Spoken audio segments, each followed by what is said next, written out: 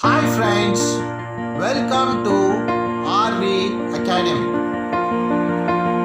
I told you how to assess the income under the head salary. Salary means if there is employer-employee relationship is existing, we have to assess under the salary. What are the various items comes under the head salary also I told you. In that we have basic salary and allowances per visit. Today I am going to explain what are the various types of allowances which is fully taxable, partly taxable and fully exempted allowances. First let me discuss the fully taxable allowances. That means these all allowances are fully taxable. We have to take this in the taxable column while computing the income from salary. So what are those taxable allowances? Let me look at this table. First one is DNS allowance. DNS allowance or DNS pay is fully taxable. DNS allowance is the allowance given for the employee by his employer to meet the cost of living. It is fully taxable. Fixed medical allowances to meet the medical expenses of his family and by himself. Any allowances given, that is fully taxable. Servant allowance, any servant allowances are given whether it is employed by the employer or not, it is fully taxable.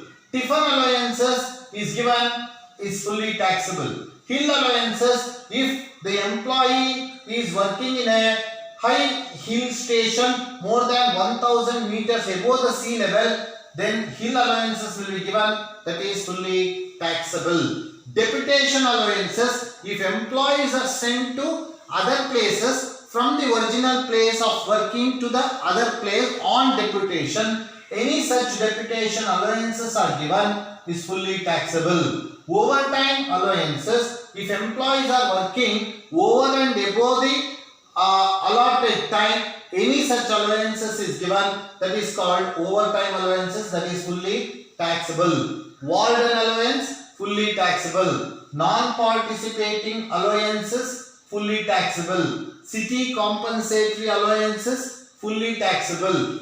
Apart from this, there are so many other allowances like rural allowances, marriage allowance, educational allowance, special qualification allowance, holiday allowance, telephone allowance, health allowance, project allowance, family allowance, dinner allowance. All these are the fully taxable allowances. Whenever the employee receives any such allowances, we have to take it in the taxable column and compute the salary.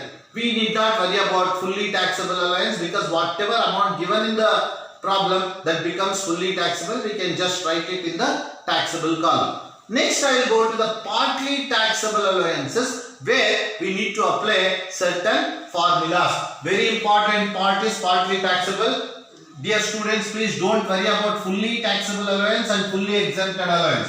When it is fully taxable, the amount whatever is given, we should take it in the tax columns. When it is fully exempted, we need not write at all, it is completely exempted.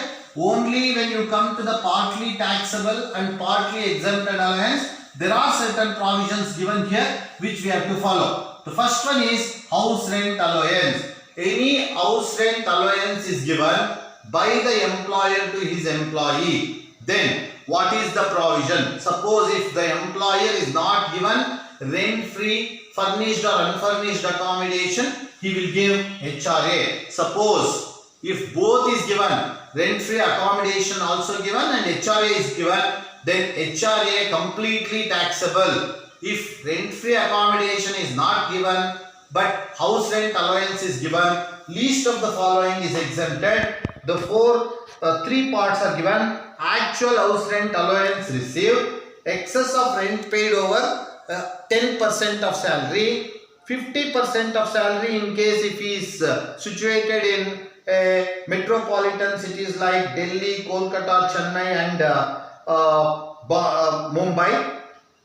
Then 40% for other parts. So once again I repeat: actual rent allowances received, actual HRA received, rent paid minus 10% of salary, 50% in case of Mumbai, Delhi, Kolkata and Chennai, 40% for other parts of the cities in India. Entertainment allowance is first included in the salary. While computing the salary, we have to include, and while allowing the deduction under section 16 subsection 2, it is allowed only for the government employees. Special allowances, the following are some of the special allowances here: traveling allowances, daily allowances, conveyance allowances, helper allowances, academic allowances, uniform allowances. When all these special allowances are given, actual allowance received minus actual expenditure, allowance received minus actual expenses incurred, whatever remains, that is taxable. Suppose for example, traveling allowance 1000 per month is given 12,000. Actual expenses incurred by the employee is 10,000. 12,000 minus 10,000, 2,000 becomes taxable.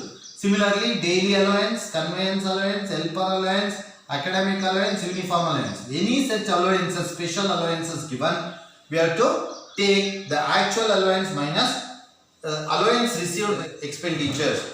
Children's educational allowances is allowed at the rate of 100 per month per child for a maximum of 2 children. That means 100 into 2 into 12 is allowed. Whatever amount he might have given, maybe say for example an employee is having 3 children, at the rate of 200 rupees it is given 200 into 3 into 12 minus 100 into 2 into 12.